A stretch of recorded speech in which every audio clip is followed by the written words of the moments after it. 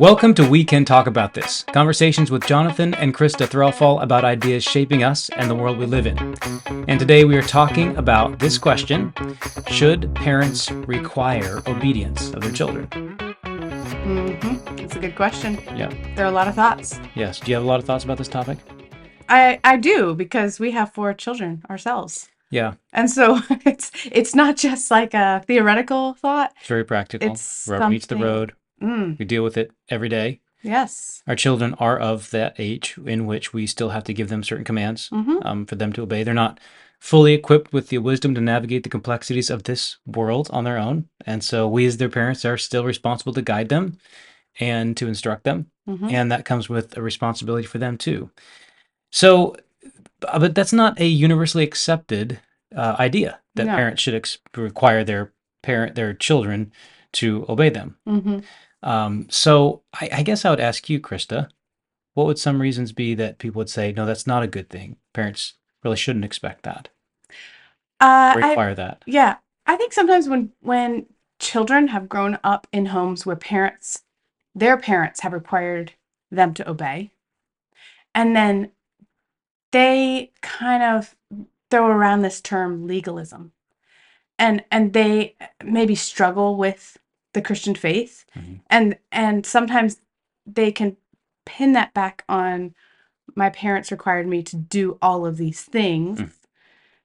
That didn't turn out so well for me, so I'm not going to duplicate that for my children. Right. Because they grew up in a family which they were expected to obey, and they felt like that had harmful consequences for them. And so they're not going to make their kids obey. Right. Right, Okay. right. Not gonna do it the way that their parents did it. Right. Yeah. So how might they do it? Maybe that's a kind of a hard I don't question to know. ask. I mean, I guess there are different ways they could do it, Right. but another thought that I've heard is just like grace-based parenting, and I think that can mean a million different things to a million different people. A million might be a little bit of an exaggeration, but like um, that's not necessarily a one size fits all.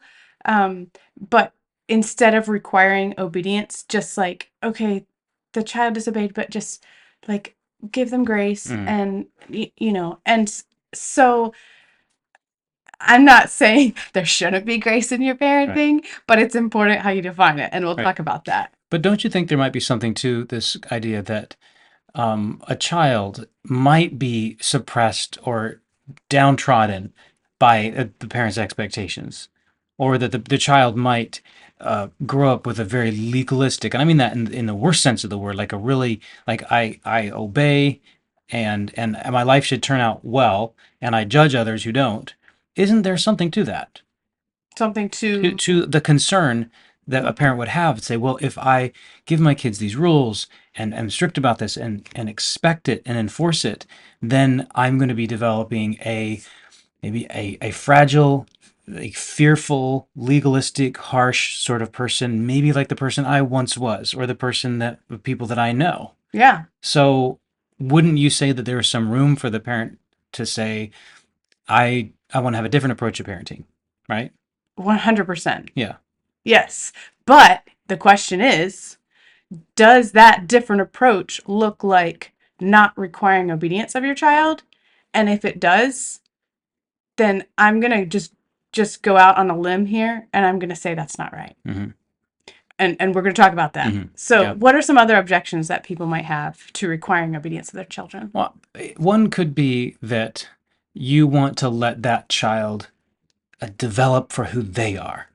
Like here's a child with his or her unique desires, and maybe by my giving them a rule and expecting them to behave a certain way, I'm crushing something really beautiful, really important. Fair? Interesting. Yeah. You have an example of that? Oh, I mean, I tell the kids, don't scribble on the walls. But man, what if there's an artist in that child and I'm really suppressing the artistry? Or, don't wear your shorts over your pants or your underwear on your head. What if the child is just expressing himself by doing that? And and do I really want to be the parent that just squashed that creative impulse in my child. Yeah. Side note, in the past 7 days, I have seen at least one of our children wearing underwear on the head. Oh, and I'm Yeah, assuming you didn't squash their of creativity. course not. I let that blossom. They did not wear it outside of the home, Yeah, but okay. So any other objections that you can think of? I think that's all for now that I could think of. Yeah. Yeah. Okay. So here let's just start at the very a basic level Okay. of why parents should require obedience of their children. Go for it. It is for their safety. Yes. And I'm not talking here about like moral safety. I'm talking about physical safety. Hmm. We have 4 children, as we already stated. There have been a handful of occasions where if my child had not obeyed me immediately, they would have suffered some very Injury. great harm, Serious injury, right? serious injury. Like what? Car coming? Or Yes, yeah. I can remember one time specifically where we were crossing the road, Hmm. and one of my kids hadn't looked, and I told them to come back, and they did immediately, and a car did not see them and would have Barreled hit right them. by. And it wasn't. They came because of your voice, not because they saw the car. Right. They had learned to obey. So in that case, you're like, wow, glad I Oh taught my my kids goodness. how to obey. Yeah. I was like just struck again by how important it was, and I talked with all of my children after that and said, "Hey, do you realize that by obeying mom's voice immediately, Hmm. you literally your life was spared?" Hmm. Um, and how important obedience is. So that's on a number of levels, Hmm. and an outlet. Don't touch an outlet. Don't do these things. Don't sit on your newborn brother. Hmm. Like there are so many things where physical safety is a reason that a child must learn to obey Especially when they're really young, for right? their For their safety and sake. for others. Right. Yeah. Yes. Yeah.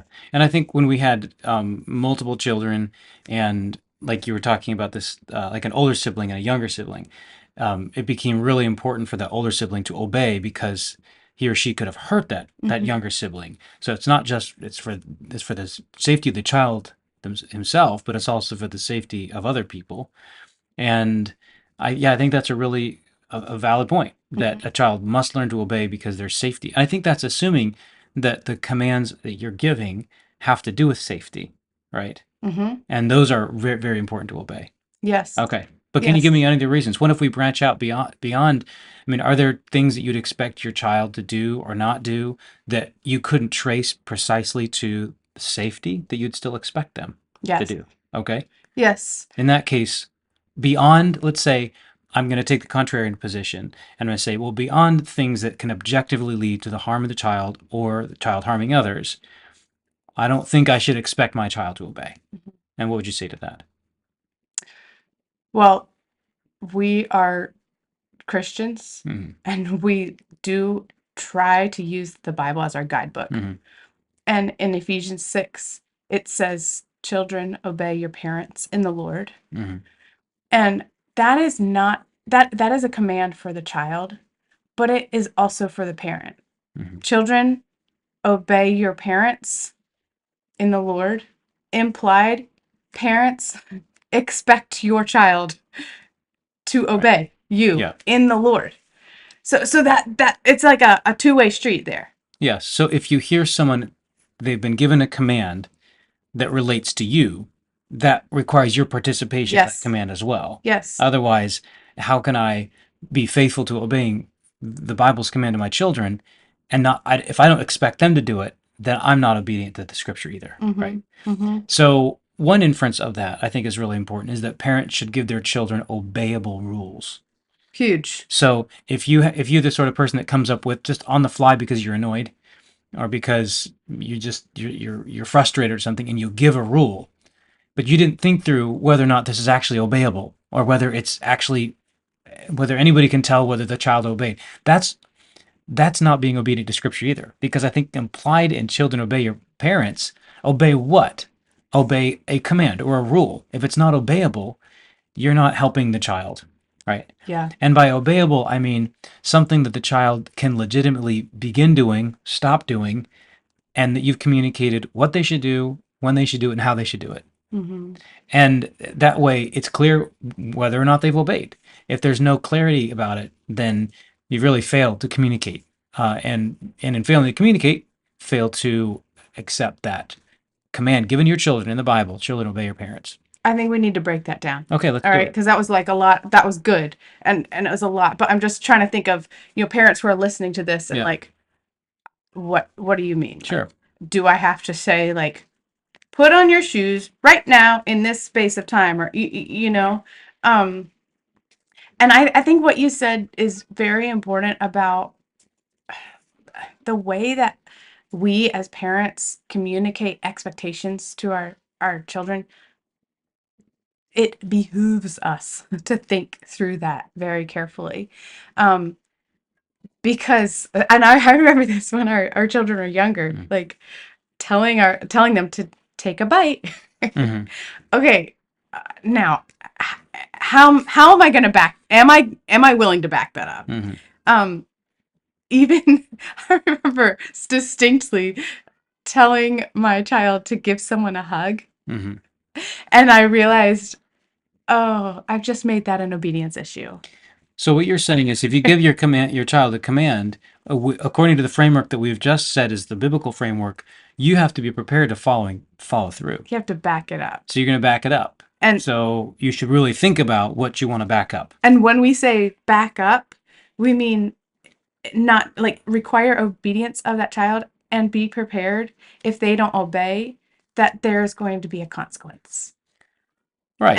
And so there so this as a parent of younger children especially, I remember thinking through that. And this is something I personally came to. I'm not saying this is the right thing across the board, but I realized I was not going to tell my children to give a hug to someone anymore because um, there were several occasions that became an obedience issue, and then I had to follow through because I was committed to requiring obedience of my child, and nobody wants to be the person that is like The recipient of a reluctant hug from a right, child. right. It's now that they're Give them a hug. yeah.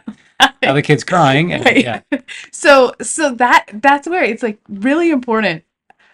Do I want my child to follow through with this command so much that I'm prepared to back that up until they do? I think the idea is life kind of stops for both parent and child until that child has made the choice to be obedient. All right. And are you? Real quick. Yeah, yeah. In these situations, we're talking about like really young, Little kids. like Little kids. Yeah. 0 to 5-ish. Yeah. Maybe even a little younger, but just There's nothing younger than 0 though. Sorry. So yeah, right on the younger side of 0 to 5. Yes. Yeah. All right. In the womb. Yeah. Go ahead though. I interrupted you. No, I don't remember what I was saying. Oh, sorry. Yeah. Yeah, just so you know that it's not Right. like we're telling our 14-year-old give them a hug and Yeah. then needing to go back. Yes. So I think that if you give a command or if you explain an expectation, like you need to pick up those blocks on the floor, you need to clean this up, mhm. right? And then the child clearly doesn't want to do it and so just wanders away. Mhm. And then you let that happen. That is teaching your kid something. It's teaching the kid that your words don't matter. And that's a really dangerous thing to do because your words do matter and commands do matter. And so a big problem I think that in parenting is parents are teaching not just by what they say, but by what they don't say and what they don't expect, what they do Yeah. and don't expect.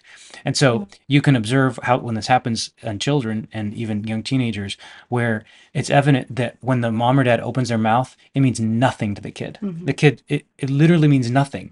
And when I observe these kind of interactions, I ask myself, well, why did that happen? It happened because the parent didn't expect anything to happen. And so then when the moments of real importance come up, they're in a restaurant and the kid's like throwing something or spilling stuff or just going out of control. And the parent is begging with them, pleading with them to do something that they've never expected the child to do before. And that kind of inconsistency is confusing to the child. It's embarrassing to the parent, which whether or not that should be a motivation is not the discussion for now, but it's really demeaning. Again, it goes back to the passage that Chris had quoted, that if the Bible says your children should be expected to obey you, then you should expect the children to obey you, and that you should give them obeyable commands and commands that you're willing to follow through. Hmm. One of the things we talked about before was, you know, we don't expect perfect obedience of ourselves. So why should we expect it of our children? And I think the short answer is we don't. We don't expect perfect obedience from our children. Um, I can see you Well, have a hesitation, but hold on. okay, okay, go ahead, go ahead. Go.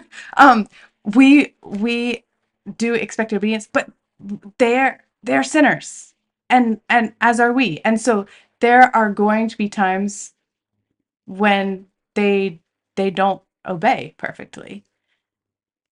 And so as a parent, it's our responsibility to think, okay, what's going to happen when they don't? Mhm. What were you going to say? Well, I was going to say that I know that I'm going to fail as a Right. man, as a human being, but as a Christian, I do want to obey perfectly. I want to, like, Jesus says that the two greatest commandments are love God with all your heart, soul, mind, and strength, and love your neighbor as yourself. And I think any Christian has the mindset, I want to do that perfectly. I know I'm going to fail, but that's the goal. And so, anyway, I wanted to put that caveat there in what you said, because it's not like we say, well, I'm going to strive to obey 60% of the time. I think that's pretty good enough. Like, we actually strive to obey 100% of the time, realizing that we won't. So I guess what you're saying is, then how do we transfer the mercy that we have on ourselves to the mercy we ought to have on our kids? Is that what you're saying? Yeah, I wasn't, but that sounds good. So let's go with that. That's good. A valid point as well. But I think the direction you were going was maybe for parents, what should be the consequence of disobedience, right? Yeah, right. Yeah, And which is something that parents have to think about right. and have to think about with their child Yeah, and the age of their right. child. But there should be a consequence. Otherwise you're teaching your child that your words don't mean Yeah, anything. And then you fall into this thing of, okay, now I have to raise my voice higher, or now I have to use really harsh language because your your normal words don't mean anything. And so now I have to escalate hmm, things. Um, or use brute force yeah, or something and enforcing your child yeah, physically.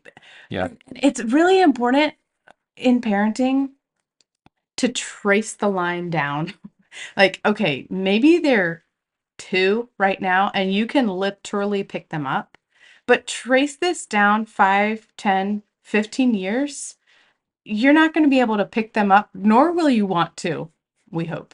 So thinking of what am I doing right now as a parent that is going to um, train, disciple, encourage my child to obedience in the future. right. Yeah.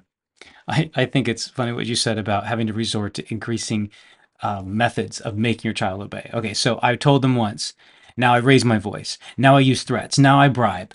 And Now I count down. yeah, then you count down. And all that because you never trained your child to do it when you told them to do it. You never expected that before until you're in a situation when you feel like you should. And what I think the sad thing is that happens is that both child and parent begin to lose increasing dignity as the process goes Mhm. along. You don't want to be the person that resorts to threats, bribes, whatever else you're doing. And your child shouldn't be the victim of that kind of behavior either on the part of the parent. And so again, that goes back to, like, especially early childhood, the importance of hearing and listening to the voice of the parent, because the parent has planned carefully that when I give a command, you obey it, and I'm being careful to give only obeyable commands and commands that I'm willing to follow through with. Mhm. So I think one thing you said near the end was this importance of scaling your expectations according to the child's maturity, right? So we've been talking about young children, but what are your expectations of them as they grow older and older? Mhm. And I think the expectations that you place on a child, the older they become, are the expectations that you want of an adult. And that is someone who doesn't have to be told exactly what to do all the time. And you want to begin training them for making their own judgments, their own applying their own wisdom to the sort of things. There was a preacher that I heard recently who was giving an example from his own children, and I think they were teenagers at the time. And one of them was, I think, the brother of one of them had asked, "Hey, can you get me a drink or get me something from the kitchen?" And he said to his dad, "Dad, do I have to?" And his dad said, "No, but you have to love your brother," or whatever the details were.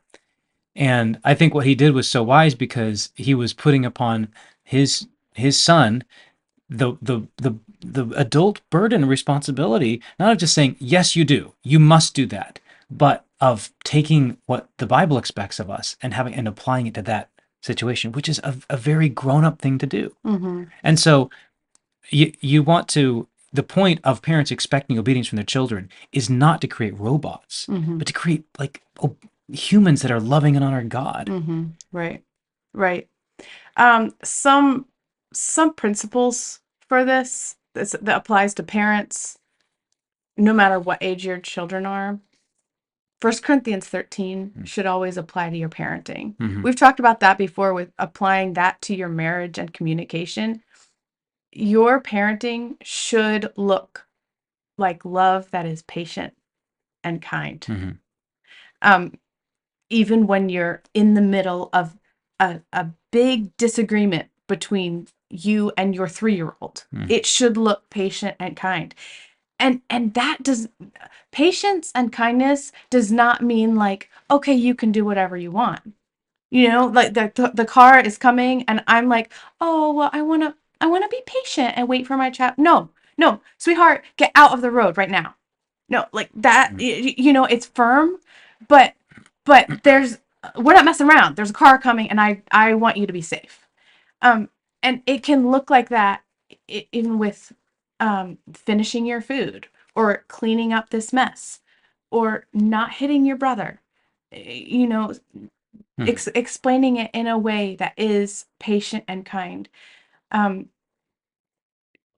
Especially when children are younger, they they don't need a lot of reasoning behind why. And I think children are so smart. There are a lot of stalling techniques that they can use, and why can be one of them when you give a command. And when your children are really young, what they need to know is mom said this and I need to obey. Because this is and this is something that we've told our kids before, like God has given Daddy and I the job to train you to obey, and God is giving you the job to obey. As they get older, we explain why more because we want them to know. We don't want them just to be robots in rote obedience, not thinking why. We want them to know this is why we do things. And even we have teenagers now, like we're giving them language to use if they have questions and disagree with us as their parents because we want them to grow into adults who are thinking. Yeah. Yes. And as they reach that age when they're going into like thinking, reasoning, they're applying moral reasoning to the sort of things we're telling them. Yes. It really is complicated for the kids. It really it requires them to navigate their existence as a child under the authority of a parent and their existence as a blossoming adult who has to begin to make those decisions for themselves.